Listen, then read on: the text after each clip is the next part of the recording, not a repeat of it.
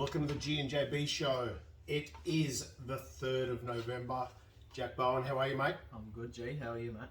Mate, apparently some big news getting released this morning. You want to let us know what it was? Yeah, so I've just signed a promotional deal to Probellum, a company overseas, and looking to move my career forward in the direction that they want to move in.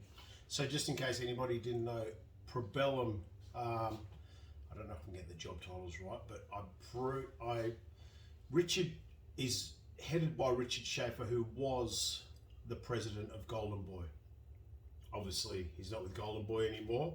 Set up a new organisation, and your manager, Mr. Mike Altamura, I believe he's got the position of head of talent there.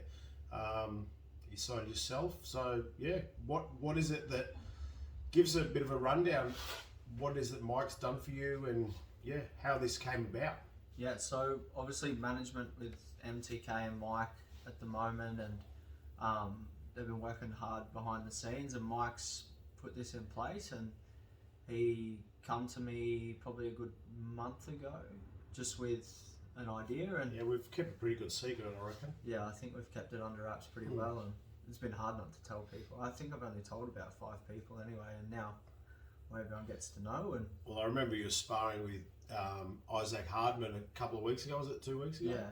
And he said, "Have you signed with anybody? Have you signed with anybody?" And we were like, "No," because we weren't allowed to say anything. But I couldn't say anything then. But now it's all out. Now you know Isaac, because he put a post on your social media today. He commented. He's a good man. Yeah. So no, it's exciting, and look, I'm just excited to move forward and have a bit of security behind me as well, and like the opportunity to work still with promoters here in Australia, because looks like they'll run some co-promotions over here, and I know they're doing a co-promotion with Team Ellis and Jake Ellis, and down in Melbourne in December 11th, I believe it is, and Jason Marley has signed there too, so Jason will be on that card. And look, there's opportunities for me to, like, obviously I've still got November 20th. I'm not solely going to just work with Probellum. I'll just have them with me as well, which is awesome. Yeah, mate, it's good to have such a big company. And look, we know the depths of where Probellum have got, who they've signed as far as the managerially and the admin sort of duties. They're all strong players in the game worldwide currently, and they're just all coming together to work together. Like Richard Schaefer, if you just like boxing and you just watch boxers, and not the depths of it, you may not know who he is. But if you really know boxing, you know that Richard Schaefer is the man to be under, you know? Or even like I always go back and watch Floyd Mayweather's fights, Canelo's earlier fights. Not early, but like when he was fighting at MGM and in Vegas. And always in the background you see De La Hoya and Schaefer together. And these are like the biggest nights in boxing in the last decade. Like Canelo Mayweather, you see him in the background, and like it's good to be amongst elite company too. Like we've got Latino Donaire there, someone I've watched since I was younger. Badu Jack, Ricky Burns, they're people I used to watch when I was younger, and to be amongst that company is like, I feel I belong there. Yeah, it's but excellent. It's just, it just shows you on the right path and in the right direction. And then, as you said, like the actual company, like people like Mike, who I've looked up to since I was young as well, as a manager. And then you got so many other people like Paul Smith, one of the Smith brothers, and there's heaps of people there, and it's good. Yeah, they've got commentary team, they've got everything all organised, and that's what I liked about it the best. They didn't just sign fighters and then build their team around it. They had their office team ready and prepared, and then they started bringing fighters in, which, to be honest, they've probably been looking at fighters for a long time before even we heard about it. So they've signed yourself and Jason Marley from Australia. It's good for Jason to finally get a start, because he's been locked down for so much and fights have been on and off. So good to see Jason. And myself and Mike spoke about Jason. Well, we have done a lot, and I just always said he's a guy that he gives it 100%. He moved to He moved to England for a while to further his career, all off his own expense. Come back. He's had some rough nights, you know what I mean? He's had some close losses. Then he finally won the Australian title and didn't get picked to go overseas. Was that World Championships, wasn't it?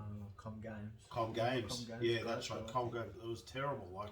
So he's had some rough time, but because he's committed, and I think his fight once he sits down, gets used to doing the longer rounds, he'll be a force. Definitely Australian boxing, and then obviously the next step is international as well. Well, he's got a big following down there too. Like he'll sell well as well. Like, and I know, like talent's there obviously, but to get on shows and to just keep progressing, you need to sell tickets, and he'll sell well down there. Which is a massive thing. Talking about the ticket side of professional boxing, let's give people a bit of an insight into how important it is and why hopefully you understand why you've got to sell tickets, because so many people, so many young, I just turn up and I want to get paid and fight. Well, no, unless you're bringing people, how do you expect to get paid? Yeah, and as a decent amateur, you're paying overs to get your opponent in the ring anyway, because you've got a name and you're established, and people aren't just going to roll over for no money, and I completely get it. So you got to sell your ass off to cover their purse, to cover your purse, and give the promoter a little kick as well. Otherwise, what's the point of having you on? Yeah, I understand. Promoters aren't going to stay in business unless they're making money. It's simple. 100%, and like that's why I'm grateful. Every show I can get on, I'm happy to be a part of it.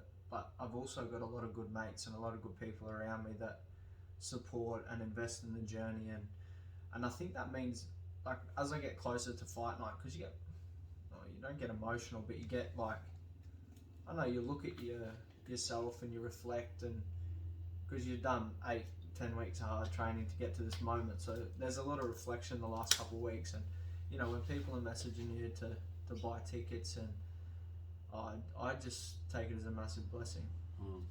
Well, it is. I saw there was a heavyweight on last week. Oh, I've lost his name.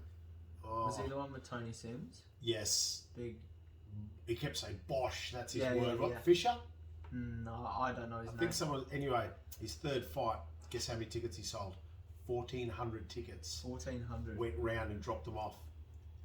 Fourth professional fight, because he was 3-0 moving in that fight. Oh, good on him. No wonder he signed to Eddie Hearn. Eddie Hearn wants to keep him, but that's the game. 1,400, and like Eddie Hearn said, this is amazing. He said, for his fight, that was like an Anthony Joshua moment on the big stage. He said there was 1,400 people singing and chanting when he came out. Mate, that's unheard of in Australia, but you've got to. Young fighters that want to turn professional. I just had a chat with all the guys at the gym the other night and said, look, if you're not selling tickets, you can't turn professional. Simple.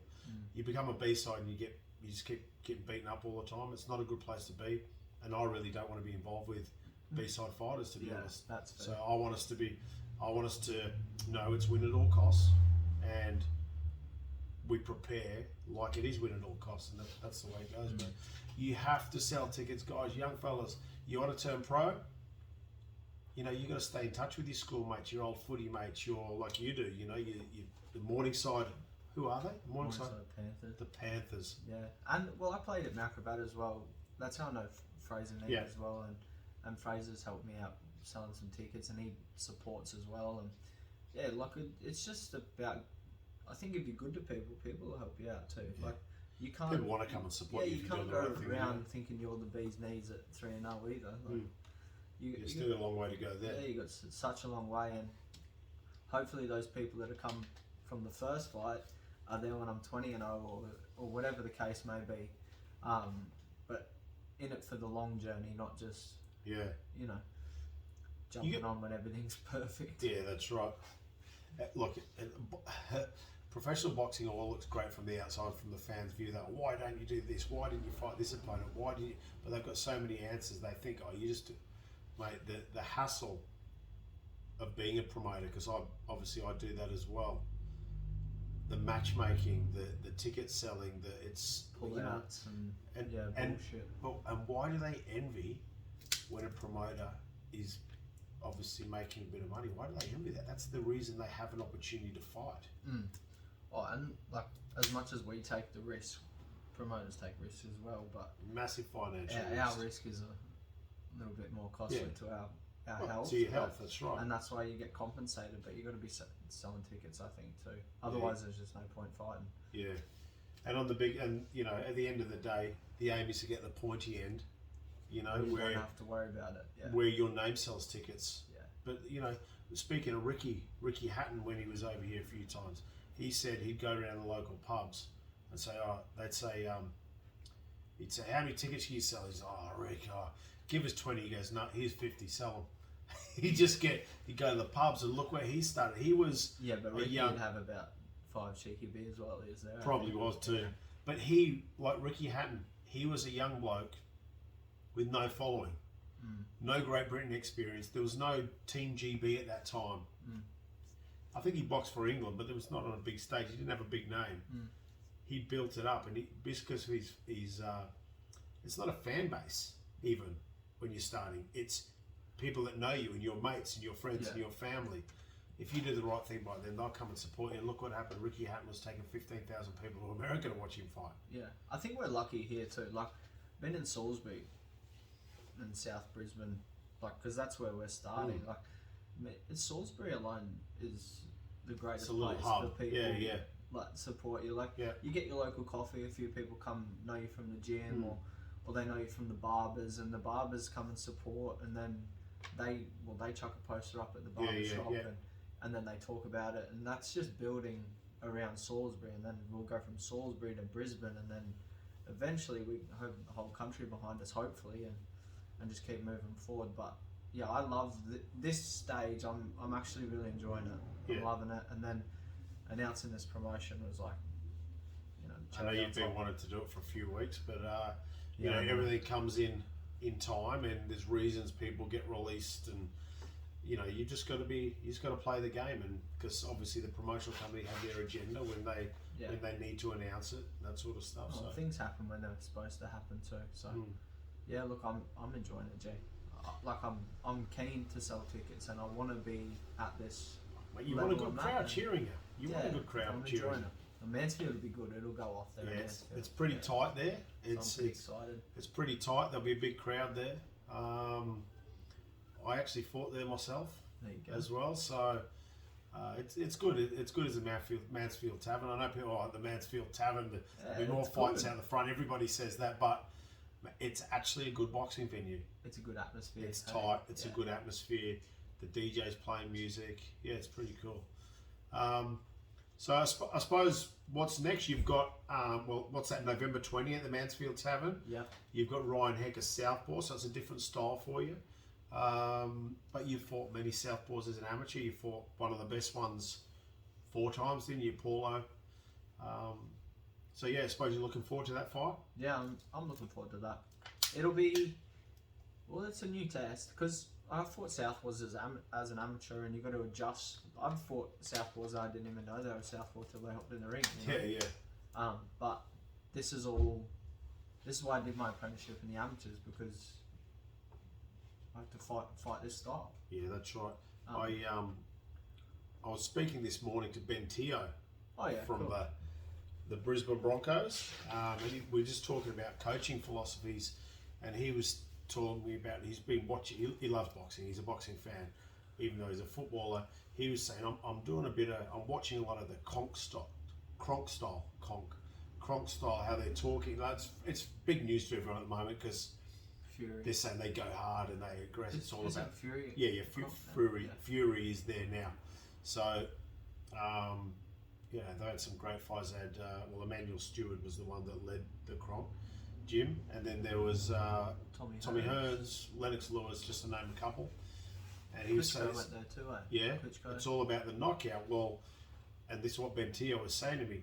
It's all about finishing. He said, I want to relate it to rugby league terms. And I said, it is about finishing the fight. But it's very important to have good basics and have a good slow game and do all the basic fundamentals right. When the opportunity comes, that's when you go for break. Then you've got to take him out. You have to, and that's pretty much what they do. They make sure your basics. Look, to me, too many coaches and too many boxers confuse boxing. Think they've got the best plan in the world. You know what? At the end of the day, there's 6 punches. There's 2 straights, 2 uppercuts, and 2 hooks. Yeah, you can go to head or body with all of them, and then you stop getting punched. So I don't know why people give too much information in boxing. You can have little elements, but you know yourself just through us talking. Coaching is more about the relationship and learning how to speak to each other so they understand, you know, the growth. And anyway, what Ben was saying, he was trying to relate it back to rugby league, and we both had a chat with so it's more like the Melbourne Storm, how they do all the basics right. When there's an opportunity, they cut your throat. And it's the same with what he was saying about the Kronk style of boxing. We want to finish every fight, because to be honest, if it's a close fight, you don't want the judges to decide. But because we've worked well together for lots of years, how many times are you doing basics? Sometimes you're not even punching at training. Still, you're still doing footwork or just throwing the jab. Or it's the key. It's the key. A good athlete's got to have good basics. You can't just come in at the top end and get there on natural talent, because when you get fatigued, if you don't have good basics, you'll go back to sloppy techniques and get caught, and you know what I mean. Those sort of things will happen. So, yeah, it was good to speak to you about coaching in general. It was a good chat we had this morning, and he said his best wishes. I told him that you'd signed. So, thank you, Ben. Cheers, mate. Yeah, no, I agree with that. I think as my career got probably from 18 all the way to, actually probably even a bit older, probably 20 till now, 25, so probably the last 5 years, I think I've appreciated how many drills I did when I was younger just on basics. And obviously I swerved away from that sometimes, dropping my hands, being silly, and but that's all part of learning too. Like I needed those experiences, or maybe dropping my hands too much in a fight and not working enough, or starting a fight thinking I could get away with things but I couldn't until I'd done the basics. Where it wasn't until the pointy end of my amateur career that I actually learnt you win the first round on just basics, good jab, and feint.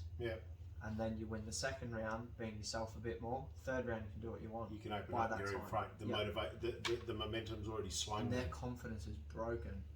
Where now it's like, I get to that stage, maybe round 3.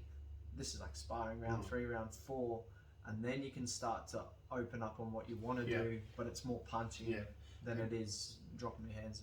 And you've got to feel that momentum swing. You know what I mean? You've got to. There's a moment you go, I've got him. No matter what I do, he cannot adjust. Yeah. But you've got to do everything right until those moments appear. Yeah. And it's all just basics. Like, I've been watching so much. I go through stages of watching one fighter, right? So I've been watching lots of Floyd. It's actually really basic how he starts. First 4 rounds, he's just getting intel on what he wants to do for the rest of the fight. But it starts with a body jab, and then he starts to open up with his lead straight rights. Yeah. And then he might push in, and then he'll take a rest. It's just a one shot. Yeah, and then he might not even hit you. He just touch a jab to your glove, touch a glove, jab to your glove, and then lead with the right hand. And then he steps back out again, and he just walks around and takes his breath. And then sometimes he might push in, and he's just a genius. But yeah, you forget how good he was at just a jab to the body. He had a good body jab. It just holds it, and it's an obvious long scoring punch. Yeah. And when the rest of the round's close, referees and judges remember those obvious shots. Oh yeah, that good body drive. Yeah. That good right hand of the body was solid. Because you can hit a body harder than you can a head. Let's be honest, it doesn't move as much, so you can, you've got more chance. So yeah, they're Well, even you watch Canelo. Canelo starts like really tight. He's on this weekend. He is. Who you got? Oh, you've got to say Canelo. I like Plant. I like Plant's style, and I have for a couple of years now. I just think he'll probably be a bit too loose in defence for Canelo. Yeah. Canelo will close the gap eventually. I think it'll be like round 7. I think it'll go that long too. I reckon it will go 10, 11. I reckon he stops him real late, but I just can't see him not stopping anyone. No. At the moment. In saying that, I see Caleb Plant beating most of the others. Like who? Saunders? Oh, that's a fight, isn't it?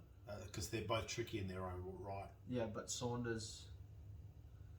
Yeah, it'd just be like Billy's got a good chin. I could see Caleb Plant, now he's moved up, beating Callum Smith. Saying that Callum Smith is what we've just said. Patient, good basics. Good basics, yeah. No holes in his defence. See, Plant, I got him up there. He's probably one of my favourites to watch. Well, he's a world champion for no reason. He's not a world champion for no reason, is he, I suppose? But I don't know, I still put Billy up there. And Smith the same, but I don't think Smith will come back down again. I think he was good at light heavy last time out. Oh shit, he looked good. That was a bad knockout too. Concussive. Yeah. No, well that'll be exciting. I'm not too sure on the undercard, but I'm sure it'll be good. Not on design, so we're going to pay for it. The thing is, extra. The thing is with a Canelo fight, you don't really need a superstar undercard because everyone's going to tune in anyway. He's the man, isn't he? Yeah.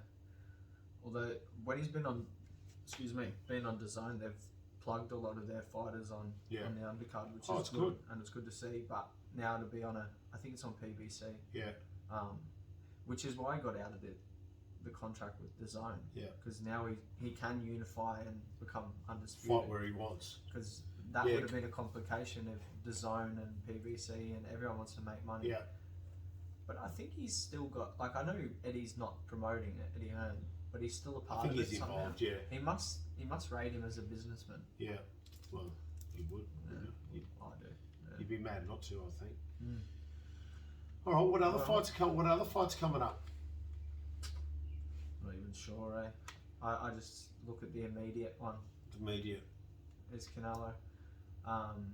George Kambosos. Oh yeah. Teofimo Lopez. Good fight. I like that fight. I you know what, George is a bigger chance than everybody will have him because he's willing. He lives it, like truly lives and breathes it. Too, like, and he's given up everything to make sure it happens. Everything, and every time it's been postponed, he's just like, fuck it, let's keep going. Yeah, Lopez looks like he'll struggle to make the weight, I reckon. I just see Lopez maybe overlooking all the chat you see. Yeah. All the chat you see is about him and Haney. Him and everybody else. Although Haney was saying, just dismissing George Kambosos. One thing you can't say with Lopez is that he's scared because he fought as a kid. He fought Loma, who was like the man, and everyone didn't want to fight him because he's such a problem. And he fought him when he was had 2 or 3 belts. Yeah, how can you say you can't say he's scared? Yeah. And he's not scared of George. I just think he's going to struggle to make the weight. That's why it's been pushed back so much. Yeah, right. Oh, you heard that from Jack Bowen. I think anyway. He's a big boy. He's like a triangle. Yeah. He's built like that. Similar to me. Yeah, probably not. Oh, sorry, I'm a triangle the other way at the moment. Yeah, sorry.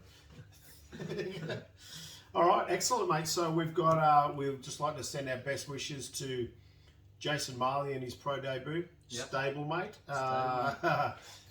And also big thank you to Mike. I'm sure you want to thank him. For everything he's done in bringing this together. We'll see. He's unreal, Mike, mate. He's the best in the game. And you know what? Some people have been impatient with Mike in the past as well. But I know, and we know, he's always working behind the scenes. He might not tell you every phone call he gets, but you don't need to know. You just do your thing, and you'll be there at the top. If you watch boxing and you know boxing, you know he knows what he's doing. Yeah. And if you have one conversation with him about boxing, you can appreciate how much he knows about sport and how long he's been in the game. So, mate, he's the best, and he's just a good person too. Like, my family love him, and you guys love him, and I'm the same. So I speak to him twice a day most days, to be honest, just working about about anything, you know. Ideas and Yeah. yeah. Somebody's style and how we break down fights together, and yeah, it's good. It's a good relationship, and look, he's the best man in the business, and that's why he's been getting these opportunities. We've got the opportunity with MTK and now with Probellum, so you know, Keep moving forward, mate. that's it. That's it. All right, mate. All right. No worries. Well, we will sign off now, and Jack Bowen boxes on the Ace Boxing Promotions event, November 20th. Tickets Hit at him the up. gym. Tickets at the $95 gym. a ticket. Yep, come and hit Jack up at the gym, at the boxing shop gym, or on his socials. Instagram's easy. What's your Instagram handle, mate? _ Jack Bowen 96, I think. I should know that, shouldn't I? You should know. That's you. _96, Jack Bowen _96. It is. Something like that. Yeah. I don't know. Just type in Jack Bowen. All right. Just go to Gareth's page. No, do it through Jack. Get your tickets. Come and support him. Let's rip the roof off the Mansfield Tavern on the 20th of November. Congratulations, mate. Thank you. Onwards and upwards. Hopefully we're in Dubai and England and America and everywhere else fighting in the next year or so. Yeah. All right. That's the way. All right. See you, mate. Thank you very much for listening to the G&JB show once again. It was great to have you and give you the first chat with Jack as a Probellum athlete. And yeah, let's move on. Thanks for listening. Thanks.